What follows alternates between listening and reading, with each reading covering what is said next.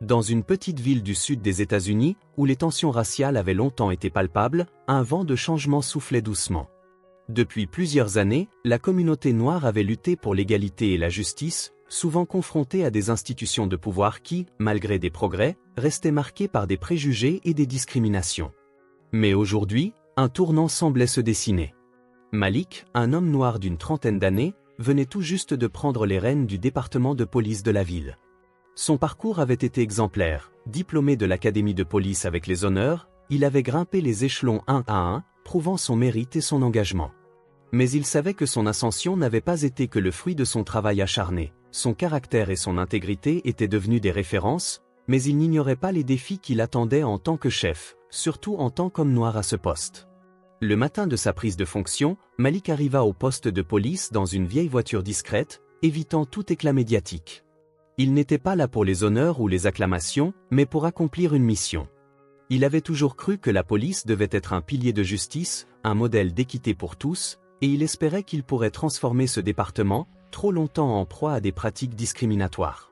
À son arrivée, une réunion avait été organisée avec l'ensemble des policiers. Lorsqu'il entra dans la salle, il se retrouva face à un groupe d'hommes et de femmes d'âge et de parcours variés, mais l'atmosphère était palpable. Des regards curieux, certains respectueux, mais beaucoup portaient un jugement tacite, un doute qui flottait dans l'air. Malik prit la parole calmement, mais fermement. « Je suis ici pour instaurer une nouvelle ère, une ère de transparence, de justice et d'équité. Nous serons à l'écoute de chaque membre de cette communauté, et surtout, nous serons dignes de la confiance qu'il place en nous. » Il regarda autour de lui, cherchant à capter l'attention de chacun. « Je ne suis pas ici pour être aimé, mais pour accomplir une mission. Nous devons nous rappeler que la justice est aveugle, elle ne choisit pas selon la couleur de la peau, ni l'origine sociale. Elle doit être pour tous. » Certains policiers hochaient la tête, appréciant ces mots, mais d'autres restaient indifférents, certains même visiblement irrités par l'idée d'un homme noir à la tête de la police. Parmi ces derniers, il y avait l'officier Thomas, un vétéran de la police, un homme blanc d'une cinquantaine d'années. Thomas avait servi pendant plus de 20 ans et n'avait jamais vu quelqu'un d'autre que des blancs diriger le département. Pour lui, Malik, malgré ses qualifications, représentait un bouleversement trop grand, trop rapide. Thomas avait vu ses collègues, ses amis, se battre pendant des décennies pour maintenir une certaine vision de l'ordre, et l'idée qu'un homme noir prenne la direction d'une institution qu'il avait juré de servir avec loyauté l'agaçait profondément. Bien que ces idées ne soient pas ouvertement racistes, elles étaient fermement ancrées dans une vision du monde où les traditions devaient primer sur les changements sociétaux. Quand Malik eut terminé son discours et invita les policiers à se présenter et à discuter de leurs attentes, Thomas ne bougea pas. Il restait là, en retrait, dans un coin de la pièce, ses bras croisés. Il n'avait pas l'intention de s'associer à cette « nouvelle ère » que Malik voulait instaurer. Au fond de lui, il était convaincu que cet homme noir ne pouvait pas comprendre les défis que l'on rencontre dans la rue, qu'il n'avait pas vécu ce que lui, Thomas, avait vécu au sein de la police. Alors que Malik s'avançait pour serrer la main de ses collègues, l'atmosphère devint encore plus tendue. Il s'arrêta devant Thomas, qui, d'un regard méprisant, détourna la tête et cracha sur le sol juste à côté de lui, avec un mouvement délibéré. Le silence fut instantané, pesant. Les autres policiers, choqués, n'osaient bouger, certains détournant les yeux, d'autres attendant la réaction de Malik. Mais Malik resta calme. Il n'était pas surpris. Ce genre de comportement n'était pas nouveau pour lui, et il savait qu'il avait un choix à faire, répondre à la provocation ou rester maître de ses émotions.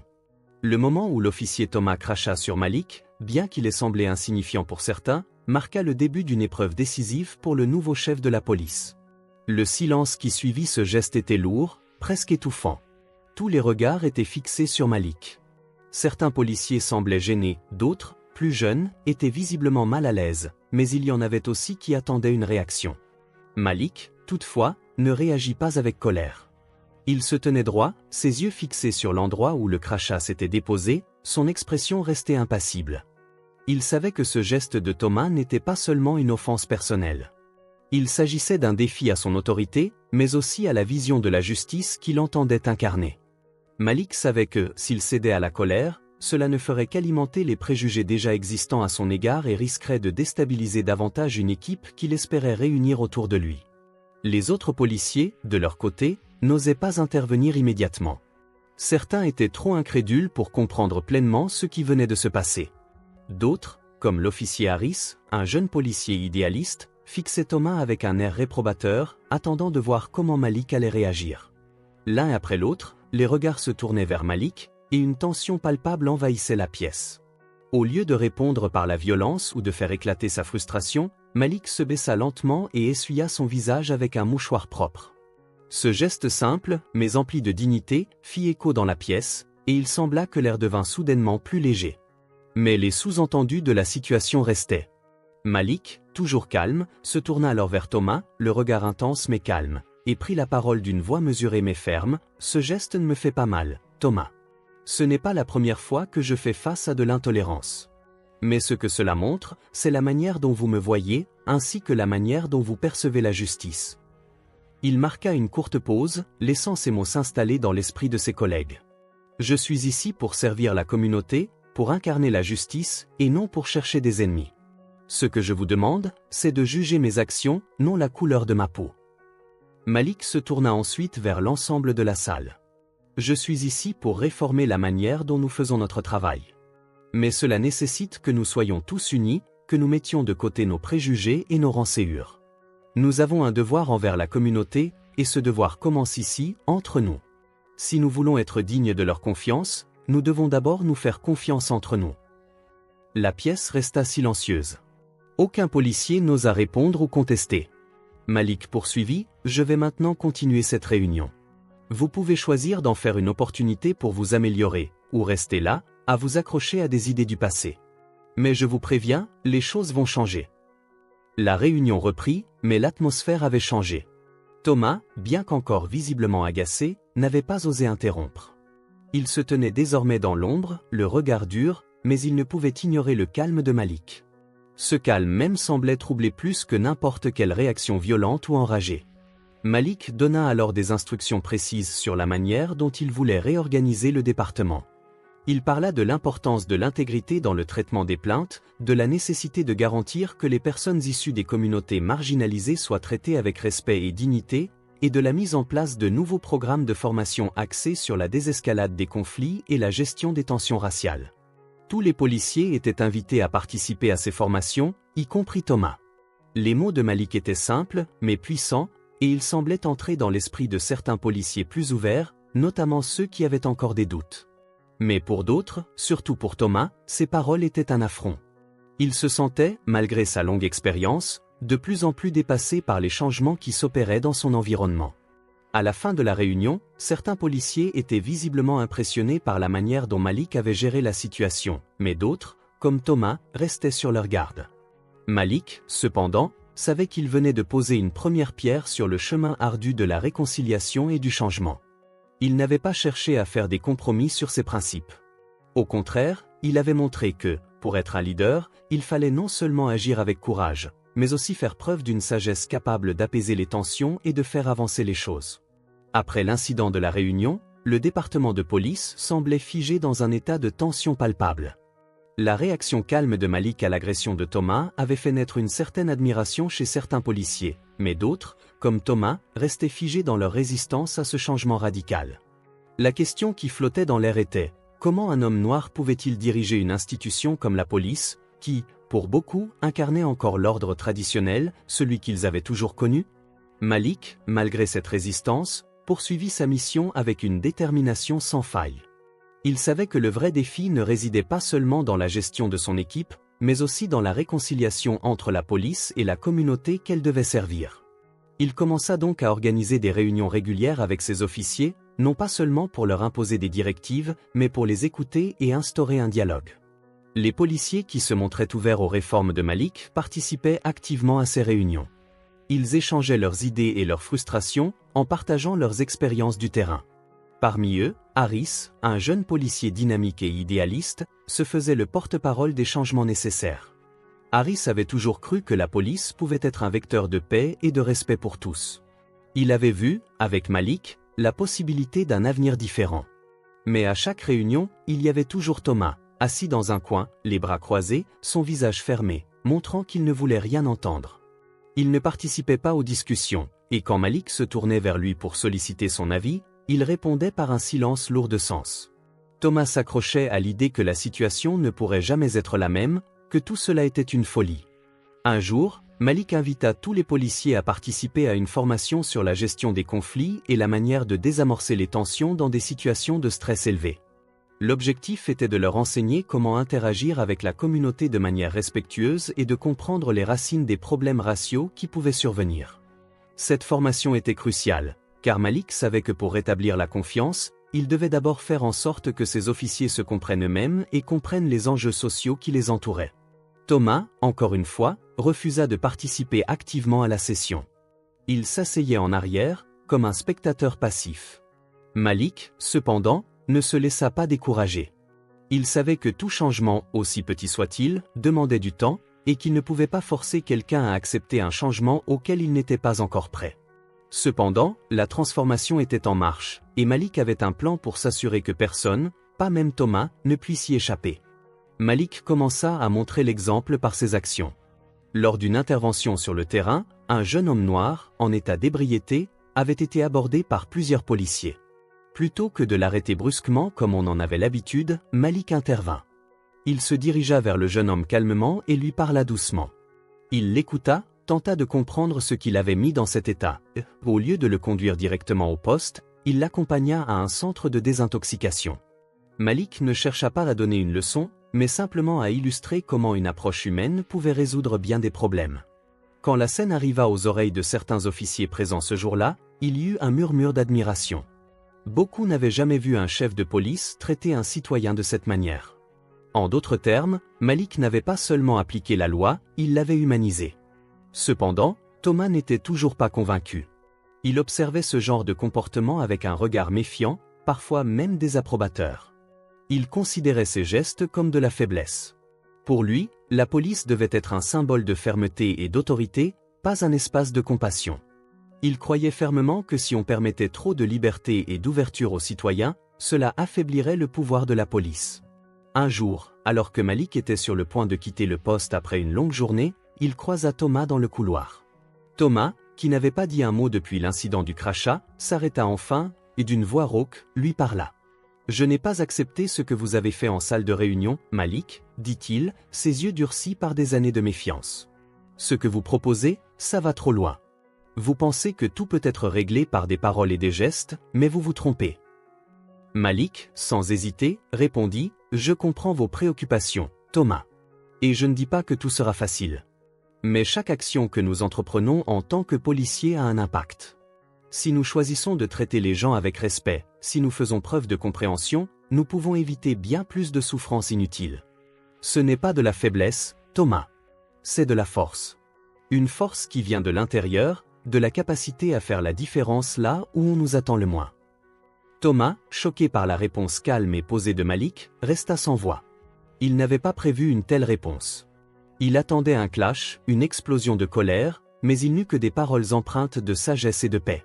Malik savait que ce moment n'était qu'une petite victoire. Le chemin était encore long et beaucoup de résistance subsistait.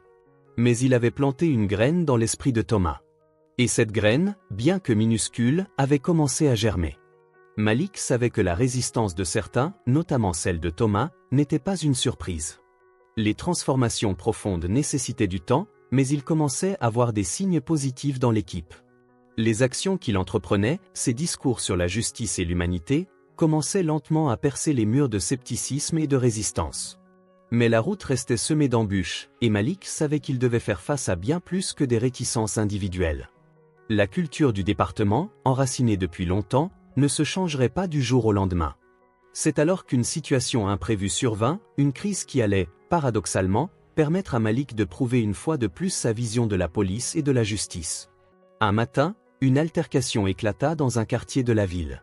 Une foule en colère s'était rassemblée après qu'un policier blanc, bien connu dans la communauté, eut brutalisé un jeune homme noir lors d'une interpellation. La scène, filmée par des témoins, avait rapidement fait le tour des réseaux sociaux, et la communauté était en effervescence. Les tensions entre la police et la population s'intensifièrent, et des appels à manifester se multiplièrent. La situation était explosive. Malik savait que chaque mot qu'il prononcerait, chaque action qu'il entreprendrait, aurait des conséquences considérables. Cette fois, il ne pouvait plus se permettre de rester dans l'ombre ou d'attendre que les choses se calment. Il devait agir, et vite. Malik convoqua une réunion d'urgence avec ses officiers, y compris Thomas, qui, malgré ses réticences, était toujours là, figé dans son silence. Malik, cependant, n'avait pas l'intention de lui accorder plus de temps qu'aux autres. Il s'adressa fermement à l'ensemble de l'équipe.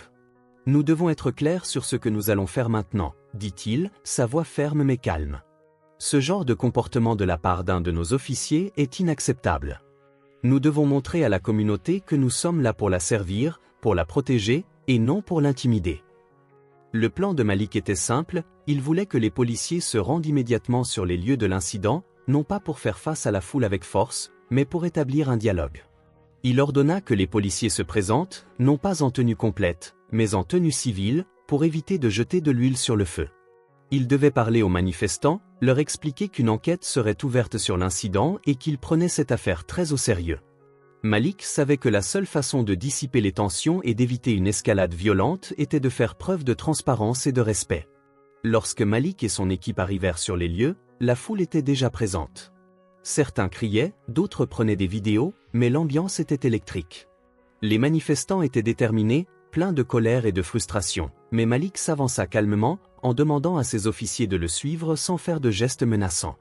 Il savait que ce n'était pas le moment de brandir l'autorité, mais plutôt d'offrir un espace d'écoute. Il s'adressa à la foule, d'abord à voix basse, puis avec plus de force, « Je suis Malik Abdi, le chef de la police. Je suis ici pour vous dire que ce que vous ressentez n'est pas ignoré. Ce qui s'est passé est inacceptable. L'officier impliqué fera face à une enquête et des mesures seront prises. Je vous demande de nous faire confiance pour gérer cette situation de manière juste. » Les regards se tournèrent vers lui, certains sceptiques, d'autres plus ouverts. Mais à ce moment-là, quelque chose d'inattendu se produisit. Thomas, qui était resté en retrait, s'avança et prit la parole. Il dit simplement, mais avec une voix qui portait « Je suis l'officier Thomas. Ce qui s'est passé n'a rien à voir avec l'idée que nous devons avoir de notre travail. Et je tiens à m'excuser au nom de la police. » La foule, bien qu'encore tendue, sembla se calmer légèrement. Malik, voyant l'effet de cette déclaration, saisit l'occasion pour poursuivre. « Nous sommes là pour travailler ensemble, pour résoudre les problèmes, pas pour les aggraver.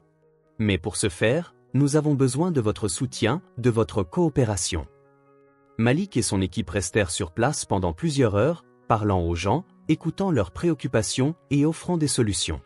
L'officier impliqué dans l'incident fut immédiatement suspendu en attendant l'enquête, et un plan de communication fut mis en place pour que les citoyens soient régulièrement informés des progrès.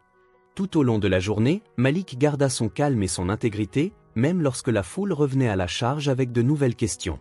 En fin de journée, la situation avait été désamorcée. Les manifestants avaient dispersé la foule, certains apaisés par les réponses de Malik et de ses officiers. Malik, épuisé mais satisfait, savait que cette journée avait été cruciale. Il n'avait pas seulement évité une escalade violente, il avait montré que la police pouvait être à l'écoute de ceux qu'elle était censée protéger. Mais plus encore, il avait permis à certains de ses officiers, notamment Thomas, de voir en pratique la différence que pouvait faire une approche respectueuse et humaine.